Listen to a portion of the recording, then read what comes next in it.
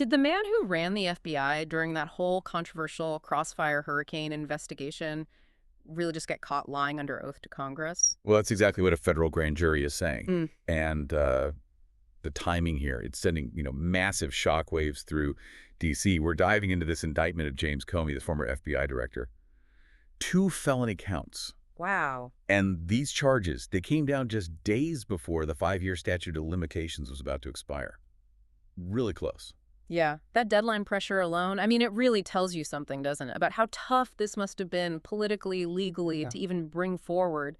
And this news has just instantly reignited that whole huge debate about accountability, right, for the officials involved back in the 2016 Trump-Russia stuff. Absolutely. For years, you've had critics demanding something be done about what they see as abuses of power. And for many of them, this indictment feels like, okay, finally, maybe some accountability. So, for this deep dive, our mission is to really zero in on these specific charges. What are they exactly? False statements, obstruction, and how does this connect back to what people are calling the Russiagate hoax? Right. We need to unpack the legal side, the facts of this particular case. Yeah. And then there's the political fallout. You've got one side saying justice served, the other screaming weaponization of the justice system. Our goal is just to lay out the facts for you, the listener, so you can really understand what's at stake here. It's pretty significant. Definitely. Okay, so let's start with the basics. What exactly is James Comey indicted for? I mean, these are felony charges against a former FBI director. What's the evidence? Yeah, the charges themselves are quite specific, but serious. They all stem from his testimony back on September 30th, 2020. He was speaking to the Senate Judiciary Committee. And that testimony was about his handling of the original Trump-Russia probe. Exactly. That was the focus. So the grand jury handed down 2 counts. Okay, what are they? Count 1. Alleged false statements within the jurisdiction of the legislative branch. Basically lying to Congress. Perjury, essentially. Right. And count 2. Count 2 is obstruction of a congressional proceeding. All right, let's focus on count 1 first. The lying part. Because that seems like the foundation for everything else here. What did Comey allegedly say under oath that the grand jury found was, well, false? It all comes down to leaks, which, is a huge theme running through the whole Crossfire Hurricane saga. Comey testified under oath to the Senate committee that he had not authorized anyone else at the FBI to act as an anonymous source in news reports about the Trump investigation. He specifically said he hadn't authorized it. That was his sworn testimony, yes. And the indictment says? Well, the indictment says that statement was just flat out false. It alleges that Comey had, in fact, given authorization to someone they call Person 3, someone inside the FBI, to be that anonymous source for news stories about really sensitive, ongoing investigations. So the claim isn't just that he misspoke or forgot. The implication, is that this was deliberate. A conscious lie under oath about authorizing an FBI official to leak confidential information to the press. And when you're talking leaks about an investigation into a president or president-elect, I mean, the political implications are just enormous. President Trump jumped on this immediately, right, saying Comey got caught lying. He emphasized how specific the alleged lie was. Right, and that specificity is really crucial for the perjury charge, legally speaking. But then you get to count 2, obstruction. And here, it's not just about proving he lied, it's about proving why he lied, his intent. Okay. So the obstruction charge. It's based on that same alleged lie making false statements to the committee. But the prosecution's theory is that he lied corruptly, that his goal was to influence or obstruct or, impede the Senate committee's ability to actually investigate how the FBI behaved during the 2016 election cycle. So the idea is the lie about the leak wasn't just a lie in isolation. It was, according to prosecutors, an attempt to actually block Congress from figuring out what the FBI was up to. Precisely. But, and this is a big but legally, proving that corrupt intent is a much heavier lift than just proving the statement was false. Right. How do they prove what was in his head? Exactly.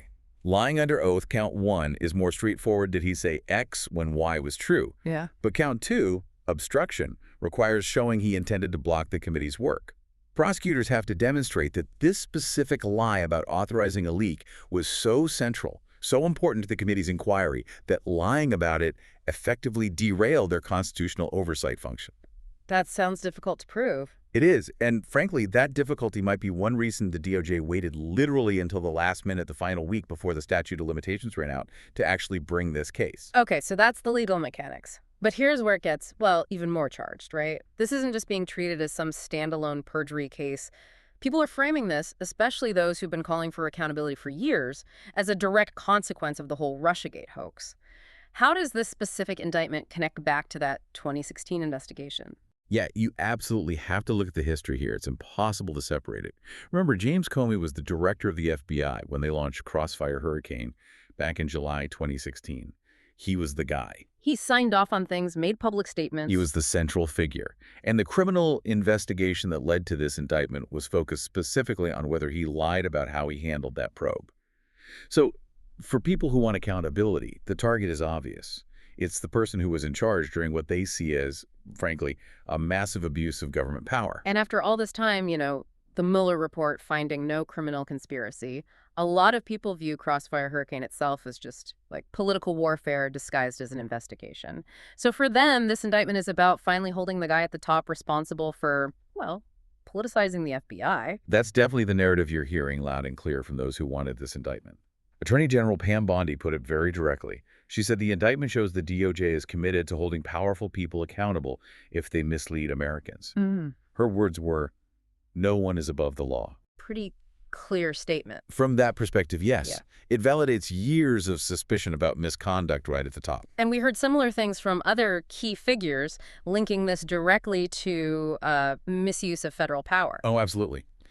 Kash Patel, who was deeply involved in digging into the origins of the Russia probe, he explicitly called the indictment part of dealing with the Russiagate hoax. He called that whole period a disgraceful chapter and said, quote, "Previous corrupt leadership and their enablers weaponized federal law enforcement." Strong words. Very. And Patel framed this indictment as another step towards full accountability. The implication couldn't be clearer. Comey was part of that corrupt leadership that allowed the FBI to be used for political ends. And this specific alleged misconduct, lying about authorizing a leak, doesn't that feed directly into the bigger questions that came out of Special Counsel John Durham's investigation, too? It connects perfectly, unfortunately. Durham's report, which looked into how Crossfire Hurricane even started, found the FBI failed to act on a, quote, clear warning sign. A warning about an alleged plan, the Clinton plan, aimed at manipulating law enforcement, stirring up a scandal about Trump and Russia before the 2016 election for political reasons. Right, I remember that part of the report. So Comey's critics argue he was part of the leadership that ignored warnings like that and instead pushed forward using questionable info, like the Steele dossier, to fuel what they call the collusion hoax. So now, an indictment for lying about authorizing leaks. Proponents see it as proof that the FBI under Comey wasn't operating with integrity, that it was maybe actively trying to manipulate the narrative through media leaks. Okay, so we've got the charges, the deep connections back to 2016. What happens now? Because the reactions, as you said, are just polar opposites. Is this justice finally served, or is it the DOJ being weaponized? Well, for those who see it as justice, the reaction has been pretty celebratory. President Trump was very vocal, posting "Justice in America." He insists it's about justice, not revenge. He called Comey a dirty cop and said this is just the beginning of holding him responsible. And other Republicans, too. Yes. Senator John Cornyn said accountability for Comey regarding FBI actions during Trump's first term is long overdue.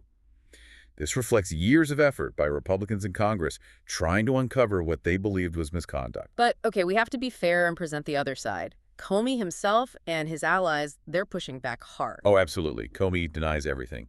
He's calling the charges politically motivated, payback from the Trump Justice Department. He framed it as the price for standing up to President Donald Trump. And Democrats in Congress. House Minority Leader Hakeem Jeffries called the indictment a disgraceful attack on the rule of law. He alleged a vicious weaponization of the justice system, basically saying it's a political distraction. So a complete split down political lines, pretty much? Pretty much. And the surrounding details just pour fuel on that fire. First, like we mentioned, the timing. Just days before the statute of limitations expired. Yeah. Proponents say, see, they were determined. They overcame resistance. Opponents say, see, it was a desperate last-minute political stunt. And then there's the prosecutor herself, right, that's causing controversy. Huge controversy. The case was brought by acting U.S. Attorney Lindsay Halligan. And the reporting describes her as Trump's former defense attorney. Sources say she lacks traditional federal prosecution experience, outside of working on Trump's own lawsuits. So opponents immediately point to that and say, look, it's politically driven. Exactly. It fuels the weaponization claim. But The counter-argument from proponents is that maybe only an outsider, someone not part of the D.C. establishment, could have actually gotten these charges filed, where others perhaps were unwilling. It's a clash of narratives, for sure. But you mentioned the judge assigned. Right. And this kind of cuts the other way, potentially. The case landed with District Judge Michael S. Nachmanoff. He was appointed by former President Joe Biden. So having a judge appointed by the opposing party overseeing the case does introduce a check, potentially balancing out some of the purely partisan claims about the prosecution. That's an important detail. There was also something interesting about a charge they tried to bring, but the grand jury didn't go for. Yes, and that's actually quite revealing about the case's legal contours. Sources say the prosecutors initially wanted a third count. This one related to Comey allegedly lying about being briefed on that Clinton plan. We mentioned earlier the warning about an effort to link Trump to Russia. Which many saw as potentially the most explosive charge politically. Definitely. But the grand jury said no. Right. They failed to concur on that charge. What does that tell us? Why reject that one? Well, it suggests the grand jurors didn't see enough solid proof. Or maybe they didn't feel that specific alleged lie was legally material enough to the committee's work. It forced the prosecutors to narrow their focus strictly to the two counts they felt were rock solid: the lie about authorizing the leak and the obstruction stemming from that lie. So the legal case now is tightly focused on his alleged actions regarding leaks and misleading Congress about FBI media contacts. Exactly. The grand jury process, in this instance, seems to have honed the case down to a specific, documentable alleged falsehood, rather than the broader, maybe harder to prove political narrative around the Clinton plan awareness. Okay, so let's wrap this up for you, the listener. The stakes are incredibly high. You have a former director of the FBI, a key player in the whole 2016 election drama, now facing serious felony charges. He's accused of lying to Congress, and that lie is directly linked to how he handled the Crossfire Hurricane probe and the flow of sensitive information. This is going to be a major legal fight, really testing accountability at the very top of federal law enforcement. And maybe here's a final thought for you to chew on as this all unfolds. We know the Durham report concluded the FBI didn't act properly on warnings about potential political manipulation of law enforcement back in 2016. Now, this indictment accuses Comey of lying to Congress specifically about authorizing leaks related to that same investigation. So think about this.